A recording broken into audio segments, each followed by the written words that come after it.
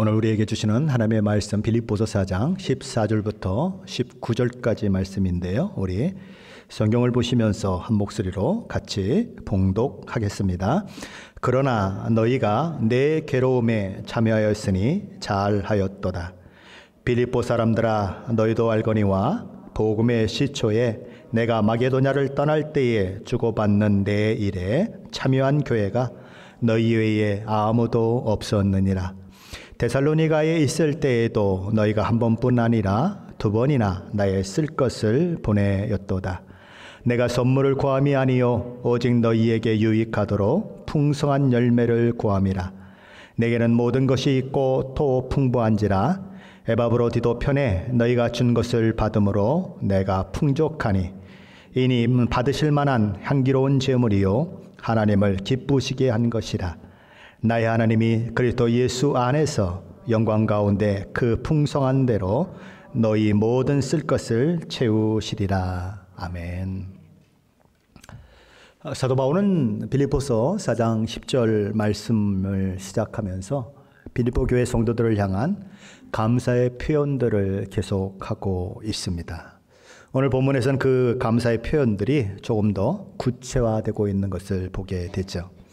14절에서 사도 바울은 자신이 어려움과 고통 가운데 있을 때에 그들이 보내준 헌금을 생각하면서 이렇게 그들을 칭찬합니다. 그러나 너희가 내 괴로움에 함께 참여하였으니 잘하였도다. 여기 사용되고 있는 그러나라고 하는 이 접속사는 그럼에도 불구하고 라고 하는 그런 의미를 가지고 있습니다. 어떠한 형편에든지 나는 자족하기를 배웠다고 선언했던 사도 바울, 비천이든 풍부든 배부름이든 배고픔이든 어떤 것에도 대처할 수 있는 일체의 비결을 배웠다고 선언했던 사도 바울, 더 한 발 나아가서 내게 능력 주시는 자 안에서 내가 모든 것을 할 수 있다라고 선언했던 사도 바울은 그럼에도 불구하고 내가 내 괴로움에 함께 참여했으니 잘하였도다라고 말씀하고 있는 것입니다. 왜 이 얘기를 해야 할까요? 사도 바울이 지금까지 했던 이야기들, 나는 모든 형편에 자족하기를 배웠다. 비천이든 풍부든 배부름이든 배고픔이든 어떤 것에 대처할 수 있는 일체의 비결을 배웠다. 내게 능력 주시는 자 안에서 내가 모든 것을 할 수 있다라고 하는 이런 선언들은 자칫 잘못하면 당신들이 헌금을 보내주긴 했는데 그 헌금이 나에게는 아무런 유익이 없다라고 그렇게 들릴 수 있다는 것입니다. 그러면 만약에 그렇게 사도 바울이 이야기했던 것들이 빌립보 성도들에게 들린다면 빌립보 성도들은 어떤 생각을 하게 될까요? 에이, 괜히 헌금을 보냈나 보다. 아니, 열심히 헌금을 보내줬더니 자꾸 딴소리만 하고 감사하는 소리도 안 하네 라고 생각할 수 있는 것입니다. 그래서 사도 바울은 다시 그들에게 내가 이런 고백을 하고 이런 선언을 했지만 그럼에도 불구하고 너희가 내 괴로움에 동참한 것은 참 잘한 일이다 라고 칭찬을 하고 있는 것입니다. 그럼으로써 그 칭찬을 통해서 간접적으로 감사의 마음을 전하고 있는 거죠. 그런데 이 모든 것들을 가리켜서 너희가 내 괴로움에 함께 참여하였다라고 이야기합니다. 그들은 사도 바울의 괴로움에 참여한 적이 없습니다. 사도 바울 홀로 고통을 당하고 있고 복음을 전할 때마다 많은 역경을 당하고 있고 지금도 사도 바울이 홀로 감옥에 갇혀 있습니다. 그런데 사도 바울은 너희가 내 괴로움에 함께 동참했다라고 이야기하고 있는 것입니다. 사도 바울은 복음을 위하여 고난에 지금 처해져 있고 그 고난에 속한 바울을 위해서 헌금한 것이 결국 바울의 고난에 바울이 복음을 인하여 고난을 당하는 것에 동참한 것이다 라고 사도 바울은 이야기하는 것입니다. 사도 바울은 15절로 16절에 가서는 이제 빌립보 교회 성도들이 어떻게 사도 바울을 도왔으며 그들이 다른 교회들에 비해서 얼마나 특별한 헌신과 얼마나 특별한 열정을 보였는지에 대해서 이야기를 또한 하고 있습니다. 우리 15절 16절 말씀인데 우리 한번 다시 읽어보겠습니다. 15절 16절입니다. 빌립보 사람들아, 너희도 알거니와 복음의 시초에 내가 마게도냐를 떠날 때에 주고받는 내 일에 참여한 교회가 너희 외에 아무도 없었느니라. 데살로니가에 있을 때에도 너희가 한 번뿐 아니라 두 번이나 나의 쓸 것을 보내었도다. 사도 바울은 빌립보 교회 성도들의 이야기를 하면서 데살로니가 지역에 있을 때의 이야기로 돌아가고 있습니다. 이 말씀을 이해하려면 이 말씀이 되어지는 배경을 우리가 살펴볼 필요가 있는데요. 사도 바울은 2차 선교 여행을 하게 되죠. 그의 원래 계획은 1차 선교 여행 때에 그렇게 복음을 전했던 소아시아 지역은 지금의 터키 지역을 말합니다. 그 지역을 다시 돌면서 그 교회를 다시 세우고 또 그 교회에 들어와 있는 예수 그리스도를 믿는 사람들의 믿음을 더욱더 견고하게 하고자 하는 그런 마음을 가졌다는 것이지요. 그래서 그는 소아시아에 가서 말씀을 전하게 되는데 성령 하나님께서 그런 그의 꿈에 나타나셔서 그에게 말씀을 하시는 것입니다. 어떻게 말씀하시죠? 유럽으로 가라고 말씀하시는 거죠. 그는 꿈속에서 마게도냐 사람을 보게 되는 것입니다. 이리로 와서 우리를 도우라, 이리로 와서 우리를 도우라 손짓하는 그들의 모습을 보고 그것이 성령 하나님께서 자신에게 유럽으로 와서 복음을 전하라고 하는 말씀인 줄 믿고 그들은 이제 지중해를 건너가서 유럽에 첫 발을 들여놓게 되고 첫 발을 들여놓고 나서 복음을 첫 번째로 전한 지역이 어디냐면 바로 이 빌립보 교회에 보낸 서신을 쓰고 있는 바로 그 빌립보 지역인 것입니다. 사도 바울은 그곳에서 기도 처소를 찾아 나섰다가 루디아라고 하는 그 사람을 하나 만나죠. 이 여자분을 만나서 그에게 복음을 전했고 하나님께서 그의 마음을 열으셔서 복음을 받아들이게 하심으로써 빌립보 교회의 첫 번째 성도요, 첫 번째 믿는 가정이 바로 이 루디아 가정이 되게 되는 것이지요. 사도 바울은 그곳에서 한 여인이 회심하고 예수 그리스도를 믿는 그 일들을 경험하면서 더 오랫동안 그곳에 거주하면서 더 많은 복음을 더 많은 사람들에게 전해주려고 하는 그런 마음을 갖고 있었죠. 그런데 그게 쉽지 않은 것입니다. 복음을 전할 때마다 방해하는 한 여인이 있었어요. 근데 이 여인은 귀신 들린 여인이었고 점을 침으로 인해서 그 점쟁이 노릇을 하면서 많은 돈을 벌었던 그런 여인인 것입니다. 근데 그 여인이 사도 바울이 가는 곳마다 소리를 치며 따라다니면서 이야기를 하는 바람에 복음을 제대로 전할 수가 없는 거예요. 하루도 아니고 이틀도 아니고 여러 날이 그런 일이 계속됨으로 인해서 사도 바울은 그 여인이 그렇게 방해하는 것들을 이제 더 이상 하지 못하도록 하려면 뭘 해야 되죠?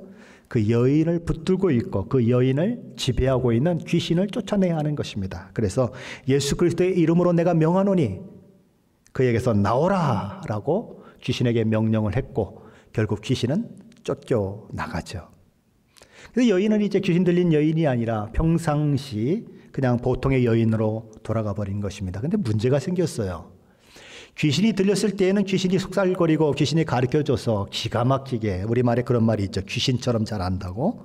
그래서 이렇게 점을 쳐줬는데 귀신이 떠나가고 나니까 점을 칠 수가 없는 것입니다. 근데 이 여자는 여종이었어요. 그에게 주인이 있었다는 것입니다. 그러니까 그 여종은 곰처럼 재주를 부리고 곰의 재주를 부릴 때에 그 유익을 취하는 주인이 있었다는 거죠. 근데 주인이 더 이상 이제 여인을 통해서 돈을 벌 수 없게 되었다고 하는 것을 알게 되는 거죠. 왜요? 귀신이 나갔기 때문에. 그래서 알아보니까 누가 그 짓을 했습니까? 누가 그런 일을 했습니까? 이상하게 유대인 둘이 와가지고 이상한 소리를 하고 있는데 그 사람들이 그렇게 했다라고 하는 것이 알려지게 되는 것입니다. 그래서 이 주인은 다짜고짜 이제 사도 바울과 신라를 잡아가지고 자기 상관들에게 데리고 가서 이야기하는 것입니다. 이들은 유대인들인데 로마 사람이 받지도 행하지도 못하는 못된 풍습을 전한다고 거짓으로 그들을 고소했죠. 상관이 가만히 보니까 유대인이에요. 자, 유대인은 어떤 위치에 있죠, 지금? 유대인은 피지배 계급입니다. 식민지 사람이에요. 그러니까 일본 순사 앞에 조선인이 끌려갔습니다. 어떻게 하겠습니까? 뭐가 잘잘못이 있는지 따져보겠습니까? 아니죠. 그냥 군 앞발로 차버리는 거죠. 그렇죠? 그렇잖아요. 피지배 계급이잖아요. 식민지잖아요. 그러니 재판도 없어요. 신문도 없습니다. 옷을 찢고 매를 때리고 옥에다 가두어 버렸습니다. 그리고 착고로 채워버렸어요. 식민지 사람 유대인 주제에 감히 로마에 대항을 해? 로마 사람들이 받지도 전하지도 못할 나쁜 풍습을 전해? 이런 못된 놈들 같으니라고 그러면서 그렇게 한 거죠. 그런데 그곳에서 사도 바울과 실라는 자신이 복음으로 인하여 어려움을 당한 그 일들을 생각하며 왠지 감사한 마음이 드는 것입니다. 그래서 하나님께 찬양하고 기도하고 그럽니다. 얼마나 기도를 했을까요? 얼마나 찬양을 했을까요? 갑자기 빌립보 감옥이 흔들리면서 문이 열리고 발에 묶여있던 착고가 풀리고 자유의 몸이 되었어요. 얼마든지 도망가도 도망갈 수 있는 그런 상황이 벌어진 거지요. 그런데 그때의 간수는 깜빡 졸고 있었습니다. 자고 있었어요. 지진이 일어나고 탁 눈을 떴는데 보니까 옥문이 열려 있습니다. 큰일 났죠. 옥문이 열렸다는 건 뭔 말이에요? 죄수가 도망쳤다는 것을 말하잖아요. 그래서 그 후환을 감당할 것을 생각하니까 도무지 감당할 수가 없어요. 그래서 칼을 들고 자살하려고 하는 거죠. 그런데 그 옥 속에서, 캄캄한 옥 속에서 소리가 들려오는 것입니다. 그러지 말라는 거죠. 내가 여기 있다. 너무 놀랬죠. 도대체 이 감옥에 있는 사람들은 어떤 사람들이길래 도망칠 수 있는데도 도망치지 않고 묶임도 없는데도 불구하고 묶여있는 것 같이 똑같이 그곳에 그대로 앉아있는가. 너무 놀라서 그에게 뛰어가죠. 그러면서 그는 이렇게 첫 번째 대답을 이렇게 묻습니다. 우리가 어떻게 하여야 구원을 얻으리까? 주 예수를 믿으라. 그리하면 너와 내 집에 구원을 얻으리라. 그래서 그는 예수 그리스도를 영접하게 되고 그의 집에 바울과 실라를 데려다가 그곳에서 말씀을 듣고 그의 온 식구들이 예수를 믿는 일들이 일어나서 빌립보 교회 내에 두 번째 믿음의 가정이 탄생하게 되는 것입니다. 다음 날이 되었어요. 그를 그렇게 때리고 옥에 가두었던 상관들은 이제 나가라고 얘기합니다. 그랬더니 사도 바울이 아니 로마인의 그러니까 로마 시민권을 가지고 있는 나를 죄도 묻지 않고 감옥에 가다 놓고는 때리고는 이렇게 막 나가라고 할 수 있느냐라고 따집니다. 그랬더니 큰일 났죠. 로마 사람을 함부로 대했으니 얼마나 큰일 났겠습니까? 그래서 살살살살 빌는 거죠. 제발 부탁드리는데 우리 지역에서 좀 떠나주십시오. 그렇게 얘기를 하죠. 그래서 바울은 할 수 없이 그 지역을 떠나게 되는 것입니다. 그리고 이 바울이 가게 되는 곳이 어디냐면 데살로니가예요. 데살로니가는 빌립보 지역에서 약 100마일 정도 떨어진 곳인 것입니다. 자, 데살로니가에 가서 복음을 전하는데 그곳에서 복음을 전하는 일이 만만치가 않았습니다. 그래서 복음을 전할 때에 그 데살로니가 살고 있는 유대인들이 있었는데 이 유대인들이 이 불량배들을 고용했어요. 그래서 불량배들을 부추겨서 이 바울이 복음을 전하지 못하도록 어려움을 주는 것입니다. 그리고 바울을 도왔던 사람을 불러다가 막 때리고 그런 일들을 하게 되는 것입니다. 그래서 사도 바울은 그 데살로니가 지역에 오랫도록 거하면서 복음을 전하려고 했었는데 딱 3주밖에 있지 못하고 또 다른 지역으로 가는 그런 일들이 일어나게 되는 거죠. 바로 그렇게 데살로니가에 가서 그런 일들을 당하게 되는데 오늘 본문에 그 데살로니가가 등장하는 거예요. 참으로 놀라운 것은 뭐냐 하면 그렇게 사도 바울이 어려움을 겪을 때에 데살로니가에서 복음을 전하다가 그렇게 고용된 이 깡패 같은 사람들 때문에 도망갈 때에 바울의 헌금을 보낸 교회가 한 교회가 있었다는 것입니다. 그 교회가 어디라고요? 빌립보 교회였다는 거죠. 사도 바울은 그래서 이렇게 말하는 것입니다. 복음의 시초에 내가 마게도냐를 떠날 때에 주고받는 내 일에 참여한 교회가 너희 외에 아무도 없었느니라. 다른 교회들은 사도 바울에 대해서 나 몰라라 하고 있었는데 그런 와중에 오직 빌립보 교회만이 바울에게 필요한 여러 가지 것들을 주었다. 그리고 사도 바울이 그것을 받았다는 거죠. 놀랍지 않습니까? 놀란 기색을 안 하시네요. 자, 그런데 더 놀라운 것은 그가 데살로니가에 선교하는 기간이 몇 주라 그랬습니까? 딱 3주예요. 3주인데 빌립보 교회 성도들이 헌금을 보냈는데 몇 번 보냈습니까? 2번을 보냈습니다. 지금 빌립보 성도들은요, 초신자들이에요. 예수 믿은 지 얼마 안 됐습니다. 아직 교회다운 건물도 없고 가정에서 몇 명이 지금 예배 드리고 있어요. 아직도 가야 할 길이 멀은, 신앙 경륜으로 따지면 아직 초보자들이에요. 막 믿은 사람들로 구성된 개척교회라고요. 그런데 바울이 3주간 데살로니가 있을 때에 한 번도 아니고 2번의 선교헌금을 보냈다는 거예요. 놀랍지 않으세요? 만약에 저와 여러분이 개척교회에 있다고 한번 생각해 보세요. 아직 건물도 없습니다. 가정집에서 기도하고 찬송하고 그렇게 예배를 드리고 있습니다. 그런데 거기서 어떤 사람이 우리에게 복음을 전해준 바울이 지금 선교를 하고 있는데 그가 어렵습니다. 그러니 우리 선교헌금 합시다. 그 얘기를 했어요.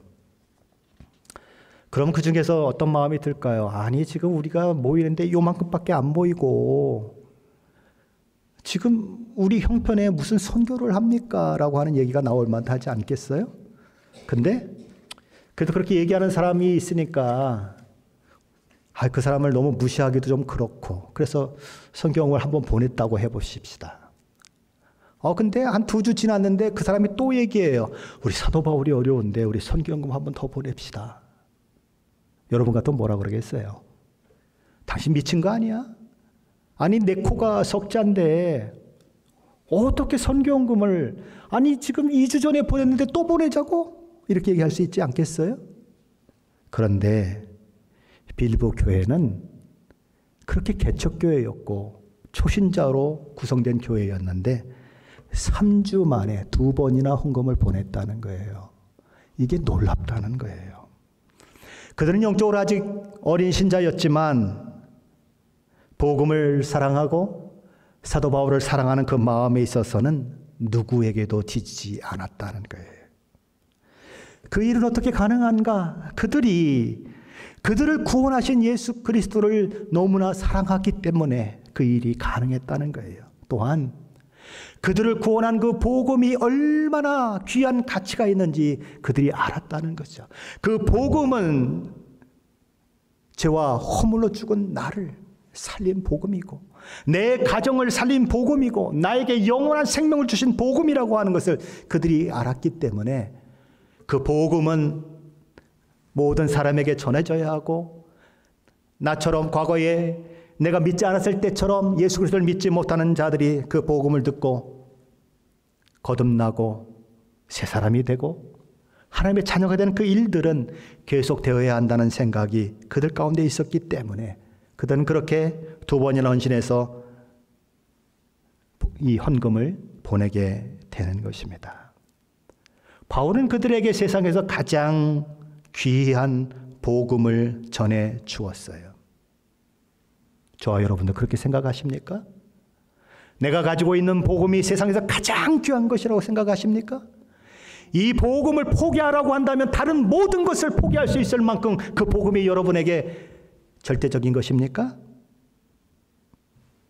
빌립보 성도들은 그렇게 생각했다는 거예요. 우리는 왜 선교사에게 선교비를 보낼까요?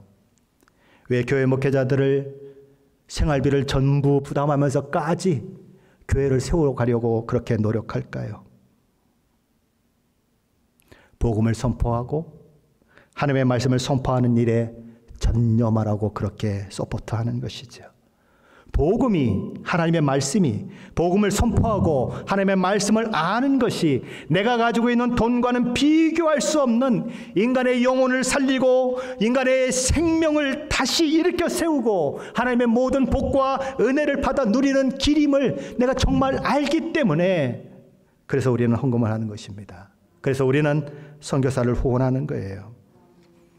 저와 여러분은 이런 마음으로 헌금을 하고 계십니까? 여러 믿음의 선배들은 누군가의 신앙이 참인지를 알려면, 그리고 그가 고백하고 있는 신앙 고백이 참된 것인지 아닌지를 알려면 그가 복음을 위해서 헌금하는 모습을 보면 알 수 있다라고 말하곤 했습니다.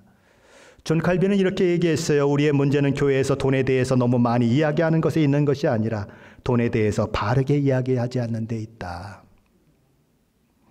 감리교회 창시자라고 할 수 있는 존 웨슬리는 이렇게 말했습니다. 나는 주머니가 회개하지 않는 사람의 회개는 믿을 수 없다. 복음을 듣고 회개하고 예수 그리스도를 영접하여 새 사람이 되었다면 정말 그것이 내 생애의 가장 귀한 복이고 가장 귀한 선물이고 내게 정말 귀중한 것이라면 그 일을 위해서 내 돈이 투자될 수밖에 없다는 거예요. 교회에서 헌금 얘기만 하면 한국말로 알레르기 반응을 일으키는 사람들이 종종 있습니다. 그래서 목사들이 헌금에 대한 이야기를 잘 하지 못해요. 헌금 얘기만 하면 교회를 떠나가는 사람들이 있어요. 왜 그런 일들이 일어날까요? 존 웨슬리의 이야기를 생각한다면 이유는 딱 하나입니다. 아직 주머니가 회개하지 않았기 때문에 그래요. 우리 주님은 내 보물이 있는 곳에 내 마음이 있다고 말씀하셨습니다. 주님이 자신의 최고의 보물이라고 우리가 정말 진정으로 고백한다면 우리의 마음은 주님으로 채워질 수밖에 없어요. 주님이 원하시는 것에 내 관심이 갈 수밖에 없고 주님이 기뻐하시는 일에 내가 동참하고 싶은 마음이 있을 수밖에 없고 주님이 원하시는 일에 나를 헌신하는 일들이 있을 수밖에 없어요. 왜요? 주님이 나의 최고의 보배니까, 주님이 나의 최고이시니까 그 최고이신 하나님, 그 최고이신 주님을 기쁘시게 하는 일들을 하고 싶은 거죠. 누가복음 7장에 보면 예수님이 어느 날 바리새인 시몬의 집에 방문했을 때 일이 기록되지 않습니까? 예수님을 초대해서 식사를 나누는데 어떤 초대받지 않는 한 여인이 나타나서 갑자기 옥합을 깨뜨리고 그 향유를 예수님의 머리에 붓는 일들이 일어나죠. 그런데 그 옥합이 엄청나게 비싼 향유예요. 장정이 300일 동안 일해야 벌 수 있는 돈입니다. 주일 없이 300일 동안 일해야 벌 수 있는 향유를 그 옥합을 깨서 예수님의 머리에 부었어요. 그러니까 사람들이 막 말을 하는 겁니다. 야, 너 그게 얼마나 귀한 향유인지 아냐? 그런데 그 향유를 어떻게 예수님의 머리에 부을 수가 있느냐? 너 그 향유를 팔면 300데나리온이야. 장정의 1년 월급이야. 그거 가지고 불쌍한 사람을 도와주면 얼마나 좋을 텐데 너 그렇게 허비할 수가 있느냐? 근데 예수님이 그런 사람을 꾸짖습니다. 이 여인을 꾸짖지 말라고 말하면서 많은 죄를 사함받았다고 아는 자는 나를 더 사랑할 것이고 적게 죄를 사함받았다고 생각하는 자는 나를 적게 사랑할 것이다. 그런데 이 여인은 자신의 많은 죄가 사함받았다고 하는 것을 알고 있기 때문에 나를 향한 사랑이 다른 어떤 사람보다도 더 클 수밖에 없었다. 그래서 너희들은 낭비라고 얘기하고 너희들은 왜 허비하느냐고 얘기했지만 이 여인은 300데나리온이 되는 그 향유 옥합을 깨서 내 머리에 부은 것이다. 예수님의 말씀이에요. 진정으로 복음을 경험하셨습니까? 진정으로 십자가 앞에 서셨습니까? 하나님의 아들이 나를 위하여 십자가에서 죽으셨다고 하는 사실이 진정 마음으로 믿어지십니까? 대통령의 아들이 죽은 게 아니에요. 왕의 아들이 죽은 게 아니에요. 천지를 창조하신 하나님의 아들이 나 같은 무지렁이를 위해서 죽으셨다고요. 진정 그 복음이 내 안에 깨달아진다면 우리는 예수님을 사랑할 수밖에 없어요. 나를 구원한 그 십자가 복음이, 그 일이 세상에서 가장 중요한 일이라고 생각할 수밖에 없어요.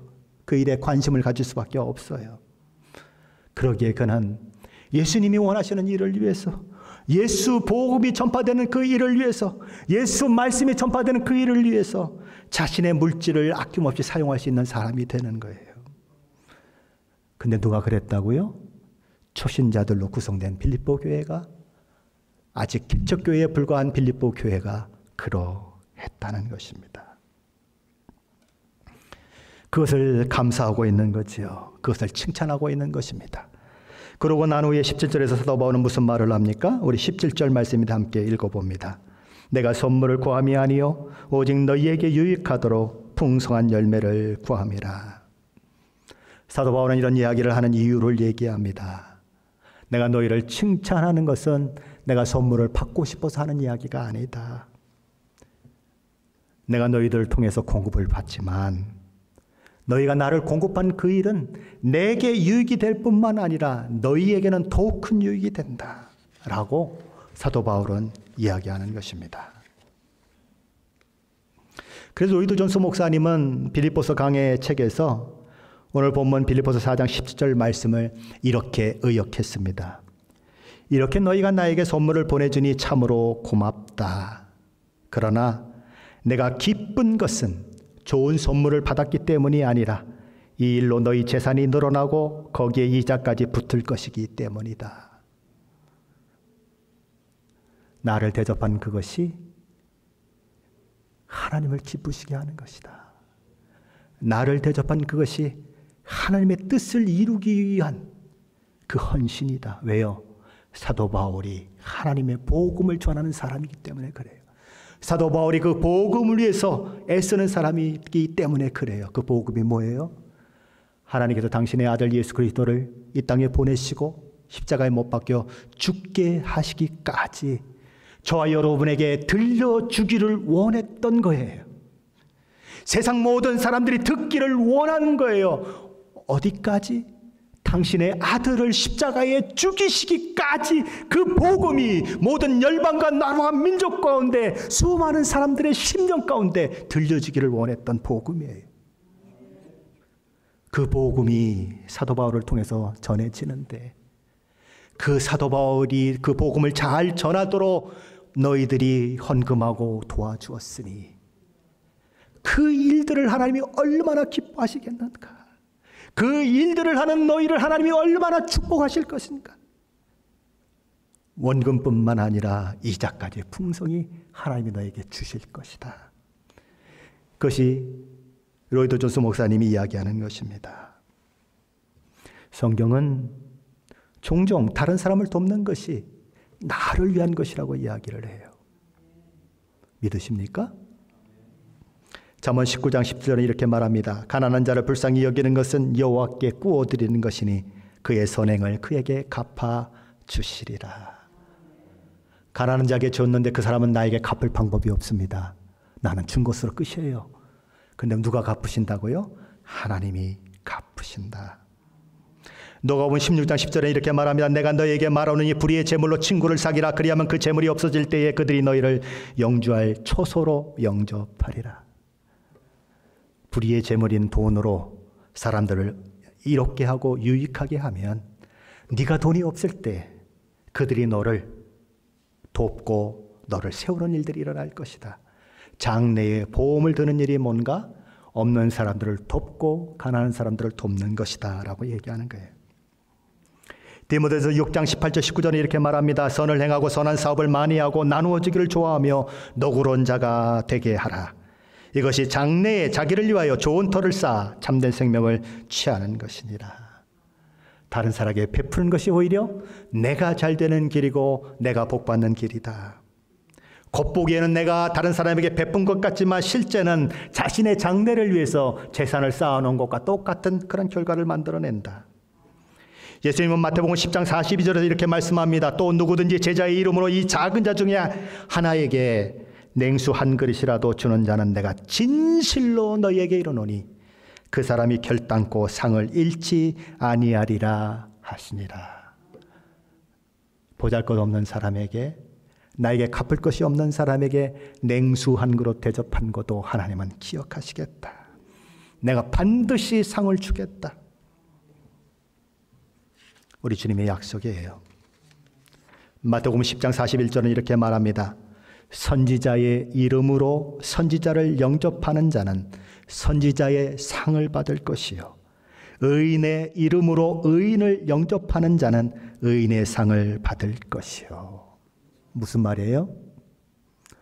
저와 여러분은 선교사가 아니에요. 저와 여러분은 저는 포함이 되네요. 여러분은 목사가 아니에요. 그런데 선교사를 대접하면, 선교사가 복음을 잘 전할 수 있도록 서포트를 하면 누구의 상을 얻게 된다고요? 선교사의 상을 얻게 될 것이다. 선교했어요? 안 했어요. 도운 것뿐이에요. 근데 선교사와 동일한 상을 얻게 될 것이다 라고 약속하고 있는 거예요. 왜요? 하나님이 기뻐하시는 일에 참여했기 때문에, 하나님의 복음을 위해서 헌신했기 때문에 복음을 전하는 자와 똑같은 복이 너희에게 임할 것이다 라고 이야기하는 거예요. 빌립보 교회 성도들에게 사도 바울은 자신이 유익을 받았지만 결과적으로는 자신의 유익을 받은 그것이 결국은 빌립보 성도들의 유익이 되었다라고 이야기하는 것입니다. 사도 바울은 더 나아가서 사도 바울을 돕기 위해 했던 빌립보 성도들의 헌금이 사실상 하나님께서 받으시는 향기로운 제물이고 하나님을 기쁘시게 한 것이라고까지 이야기합니다. 오늘 보면 18절 말씀입니다. 함께 읽어봅니다. 18절입니다. 내게는 모든 것이 있고 또 풍부한지라 에바브로 디도편에 너희가 준 것을 받음으로 내가 풍족하니 이는 받으실 만한 향기로운 제물이요 하나님을 기쁘시게 한 것이라. 사도 바울에게 헌금을 보냈습니까? 하나님께 헌금을 보냈습니까? 사도 바울에게 보냈어요. 근데 사도 바울은 뭐라고 얘기합니까? 하나님이 받으시는 향기로운 제물이고 하나님을 기쁘시게 한 것이다 라고 얘기합니다. 이스라엘 백성들은 구약 시대에 하나님 앞에 제물을 가지고 그렇게 제사를 드렸습니다. 종종 어떤 제물들은 전체를 다 태워서 하나님 앞에 드리는 제물이 있죠. 뭐 번제 아니면 이 속죄소에 들어가서 피를 뿌린 그런 제물들은 하나님 앞에 다 태워서 드립니다. 그런데 그렇지 않은 제물들이 있죠. 가죽을 벗겨내고 또 뭐 이렇게 마디를 치고 그다음에 배에 있는 내장들을 끊어내고 뭐 이러는데 뭐 콩팥에 있는 어떤 이 기름덩어리 또는 뭐 다른 기름덩어리 이런 것들은 이제 하나님 앞에 태워서 드리는데 나머지 고기나 가죽은 누가 가집니까? 제사장이나 그곳에 섬기는 사람들이 가지게 하셨습니다. 자, 그런데 하나님은 말라기에 가면 하나님 앞에 제사를 드리지 않는 그 일들을 놓고 호되게 야단을 치셔요. 나를 경외하지 않은 것이고 나에게 제사를 드리지 않는 것이라고 말씀을 하십니다. 근데 사실은 하나님께 드려지는 부분은 요만큼이고 그 고기를 먹고 그 가죽을 취하는 사람들은 레위인들 중에서 제사장들이었어요. 레위인들은 또 모든 이스라엘 백성들이 11조를 드리는 걸 가지고 살게 만드셨어요. 그런데 11조를 떼어먹은 걸 가지고 뭐라고 말씀하세요? 말라기에 보면 내 걸 떼어먹었다고 말씀하세요. 11조는 누가 취하는데요? 레위인이 취하는데 하나님 그렇게 말씀하세요. 왜 그래요? 똑같은 원리인 것입니다. 그들이 하나님 앞에 예배하게 만들고 그들이 하나님 앞에 제사함 받게 만드는 그 일들을 위해서 수고하는 그들의 수고를 하나님이 받으셔서 이스라엘 백성들의 모든 예배를 받으실 뿐만 아니라 그들의 죄사함 받는 그 일들을 허락하시는데 바로 그들이 그렇게 사용되었기 때문에 하나님 앞에 드린 것이 된다는 것입니다. 그들이 유익하게 되는 그 일들이 있지만 결과적으로 그것이 하나님 앞에 드린 것이라고 이야기하는 것입니다.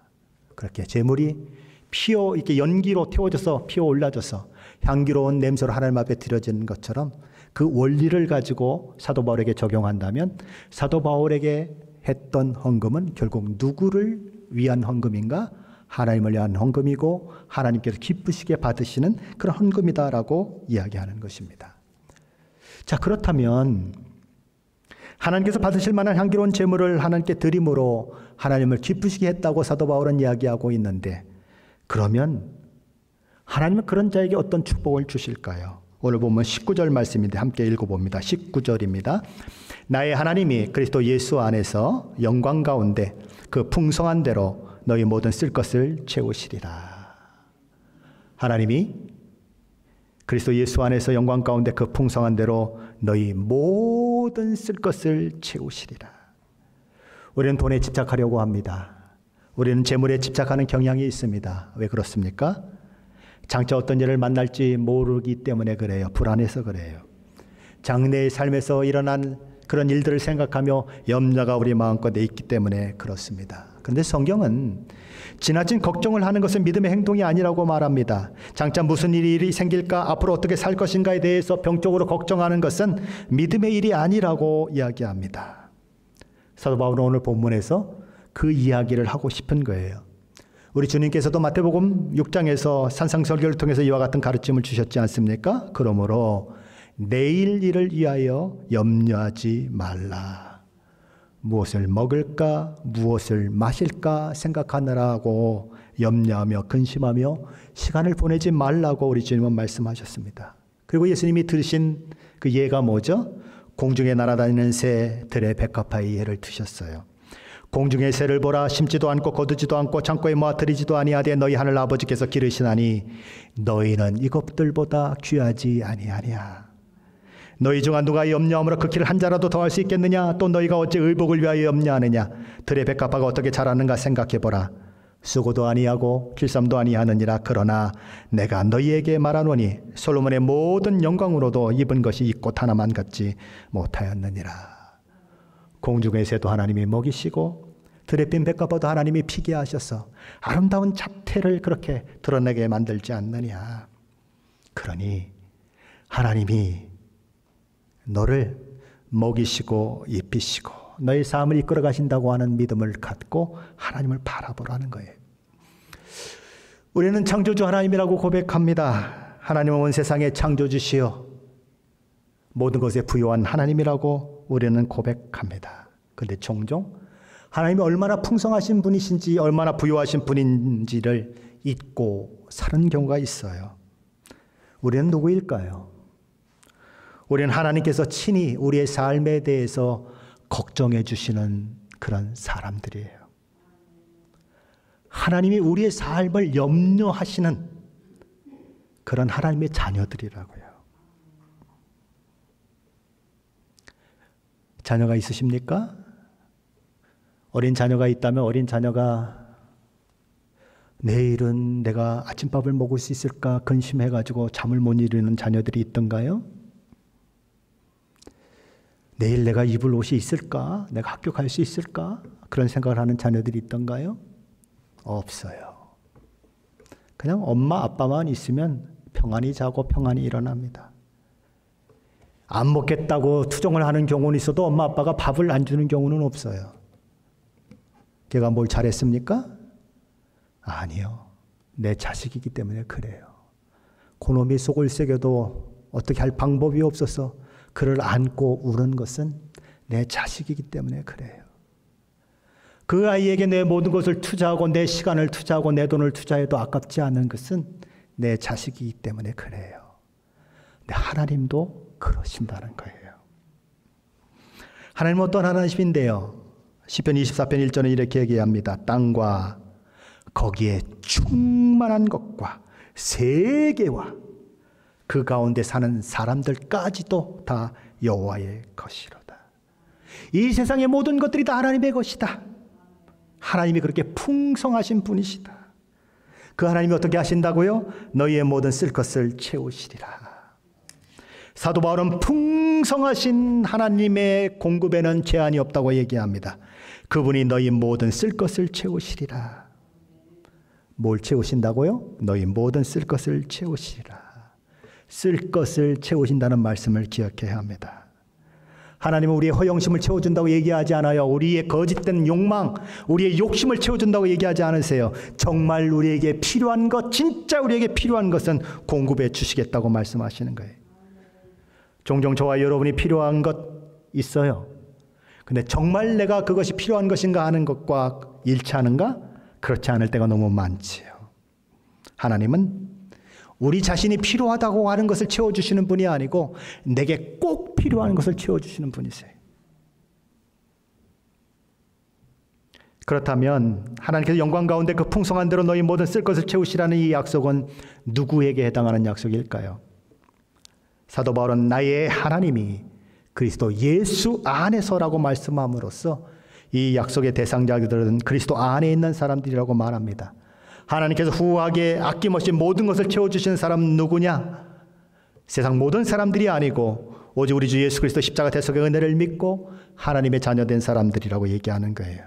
이 모든 축복은 하나님을 아버지라 고백하는 믿음의 자녀들에게 주어지는 것이다. 그 자녀들에게는 풍성하신 하나님이, 온 우주의 주인 되시고 모든 것을 가지고 계신 하나님이 너희 쓸 것을 채워주시겠다고 약속하시는 것입니다. 근데 문제는 뭘까요? 정말 하나님이 채워주실까? 정말 이 말씀을 문자 그대로 믿어도 될까? 이게 문제인 거예요.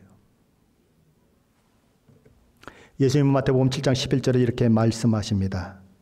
너희가 악한 자라도 좋은 것으로 자식에게 줄 줄 알거든 하물며 하늘에 계신 너희 아버지께서 구하는 자에게 좋은 것으로 주시지 않겠느냐. 악한 자도 자기 자식 사랑할 줄 알고 악한 자도 자기 자식에게 좋은 것을 줄 줄 알거든 하물며 선하시고 좋으시고 우리를 위해 모든 것을 내어주신 그 하나님이 그 모든 것들을 공급하여 주시지 않겠느냐. 로마서 8장 32절은 이렇게 말합니다. 자기 아들을 아끼지 아니하시고 우리 모든 사람을 위하여 내주시니가 어찌 그 아들과 함께 모든 것을 우리에게 주시지 아니하겠느냐.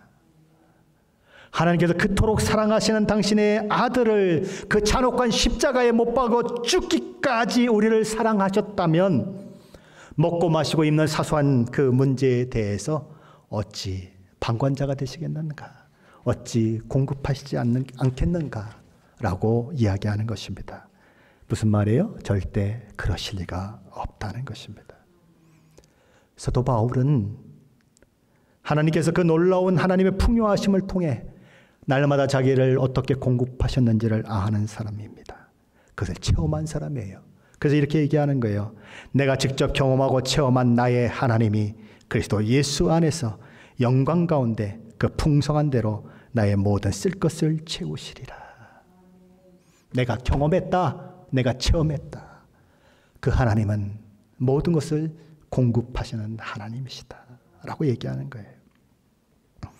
말씀을 정리합니다. 첫 번째로 사도 바울은 빌립보 성도들이 복음으로 인해 괴로움을 당하고 있는 사도 바울을 도움으로써 그의 괴로움에 다시 말해서 그가 복음으로 인해 당하는 괴로움에 너희도 함께 참여하는 자가 되었다라고 이야기합니다. 두 번째로 사도 바울은 또한 빌립보 성도들의 복음을 위해 수고하는 바울을 위해 헌금한 것은 실제적으로는 하나님께서 기뻐 받으시는 제물이고 하나님 앞에 향기로운 제물이 되었다라고 말씀합니다.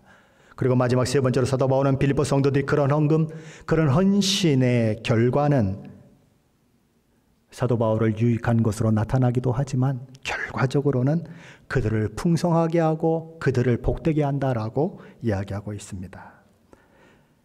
초신자에 불과했던 개척교회에 불과했던 빌립보 성도들의 헌신을 바라보며 사도 바울이 했던 이야기인 것입니다.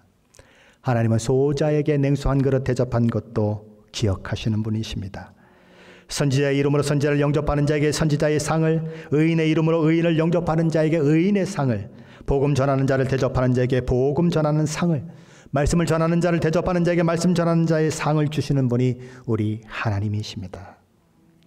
빌립보 성도들은 비록 초신자고 개척교회의 성도들이었지만 교회가 핍박 가운데 있어서 언제 교회가 무너질지 모르는 그런 상황 가운데 있었지만 그럼에도 불구하고 그 사실을 알고 기쁨으로 헌신함으로써 그 상을 받아 누리는 사람들이 되었습니다. 저 여러분도 오늘 믿음의 삶을 살아가고 있습니다. 빌립보 성도들처럼 그런 삶을 살아보지 않겠습니까? 무엇이 소중한 줄 알고 무엇이 가장 귀한 줄 알면 그것을 위해서 우리는 언제든지 투자할 수 있습니다. 그런데 그 투자가 결국 알고 보니까 나를 위한 투자고 나의 장래를 위한 투자라고 성경은 이야기하고 있는 것입니다. 이 말씀을 문자적으로 믿고 믿음 생활하는 자에게는 이 말씀이 그대로 그의 삶 가운데 이루어지는 일들을 경험하게 될 것입니다. 다음 주 설교하면서 저도 제 간증을 좀 하려고 그래요. 하나님이 어떻게 공급하셨는가? 정말이에요. 하나님은 그런 하나님이세요. 그 하나님을 사도 바울은 고백하면서 내가 경험한 하나님, 내가 체험한 하나님, 나의 하나님이 그래서 예수 안에서 영광 가운데 그 풍성한 대로 너희 모든 쓸 것을 채우시리라 라고 말씀하고 있는 거예요. 누가요? 나의 하나님이. 그 은혜가 저와 여러분 가운데도 있으시기를 예수 그리스도 이름으로 간절히 축원합니다.